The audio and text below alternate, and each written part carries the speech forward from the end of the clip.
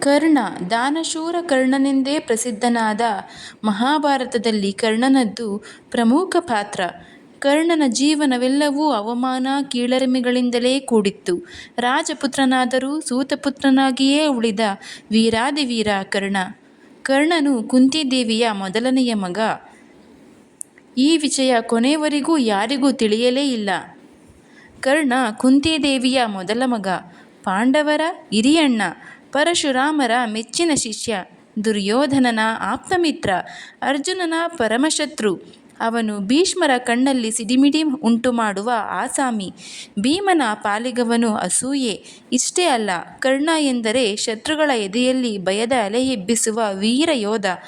ಅಷ್ಟೇ ಅಲ್ಲ, ದ್ರೌಪದಿಯಂಥ ಹೆಣ್ಣಿನ ಎದೆಯಲ್ಲೂ ಆಸೆಯ ತರಂಗ ಎಬ್ಬಿಸಿದ ಸುಂದರಾಂಗ. ಕೊಡುಗೈ ದಾನಿ, ಅಂಗರಾಜ, ಹುಟ್ಟಿನಿಂದ ಕ್ಷತ್ರಿಯನಾಗಿದ್ದರೂ ಎಲ್ಲರಿಂದ ಸೂತಪುತ್ರ ಎಂದು ಕರೆಸಿಕೊಂಡ ನತದೃಷ್ಟ, ಮಹಾಭಾರತದ ದುರಂತ ನಾಯಕ. ಇಂತಹ ಕರ್ಣನ ಬಗ್ಗೆ ಇವತ್ತಿನ ಸಂಚಿಕೆಯಲ್ಲಿ ತಿಳಿದುಕೊಳ್ಳೋಣ.